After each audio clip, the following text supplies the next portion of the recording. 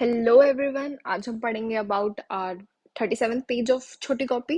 पहला पॉइंट है हमारा कि प्राडा-विलाई एंजलमैन दोनों के दोनों क्रोमोसोम नंबर 5 के अंदर कुछ डिलीशन वगैरह कुछ होता है। तो एपिजेनेटिक्स के अंदर हमने ये पढ़ा था, बट इसके अंदर और पर्टिकुलरली अगर डिफरेंस पूछ लिया तो स्नॉर्प इज ऑन प्राडा-विलाई, याद रखना। ठीक है। और इसमें कौन सी डिलीशन होती है उसके लिए मैंने ट्रिक क्या बनाई है। Angel man is the totally man, तो मैटरनल का डिलीशन हो गया, डाइसोमी हो जाएगा पैटर्नल का। ओके, उसका अपोजिट प्राडा-विलाई हो जाएगा। ओके, नेक्स्ट नेक्स्ट पॉइंट में हमें डिफरेंस करना है between air embolism, fat embolism, amniotic fluid embolism. Air embolism के अंदर क्या होगा, लेप्रोस्कोपी बैठ के आप ऑपरेशन कर रहे हो या फिर नेक का ऑपरेशन कर रहे हो, तो एयर जो है वो एंटर कर जाएगी, E2CO2 जो होता है रैपिडली कम हो जाएगा।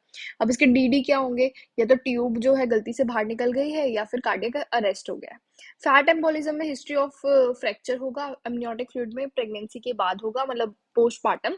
तो उसमें डिस्पनिया वगैरह मिलेगा, शॉक मिल सकता है। ओके, नेक्स्ट नेक्स्ट इज हमारा वो नेजल कैन्यूला, फिर हडसन मास्क, वेंचुरी मास्क, फिर नीचे रीब्रीथिंग, HNF एंड वो मान लो कोई भी सोर्स। ओके, तो अब हमारे इंपॉर्टेंट पॉइंट क्या है, 5 10 15 15 एंड देन 65 60 ml, और उसके बाद 40%, 60 60, देन 95 एंड 100। ये हमें सीक्वेंस में याद रखना है। इसमें मेन बात मैं क्या बताना चाह रही थी कि ह्यूमिडिफिकेशन के लिए हमारा नेजल फ्लो वाला होता है, पीप होता है, डेड स्पेस को कम करेगा एंड इंट्यूबेशन को डिले कर सकता है, but if it has to be it will happen. Rapid sequence intubation के अंदर आप मसल कॉन्ट्रैक्टर एंड रिलैक्सेशन वाला एक साथ देंगे, एंड प्री ऑक्सीजनेशन करा देना 100% ऑक्सीजन से फॉर 3 मिनट्स। हाई वॉल्यूम देंगे, लो प्रेशर रखेंगे, प्रेशर अगर ज्यादा रखेंगे तो बैराट्रोमा हो सकता है। ओके, हमेशा याद रखना। Okay, next is CPR। CPR के अंदर रेशियो वगैरह क्या होता है, काफी कंफ्यूजिंग है, उसको एक साथ इसलिए रखा है 30:2, 30:2 in case of children also. Neonate में 3:1 होगा, बट अगर 2 रेस्क्यू है, अडल्ट में it will be same 30:2, and अगर चाइल्ड है तो इट विल बी 15:1। ठीक है।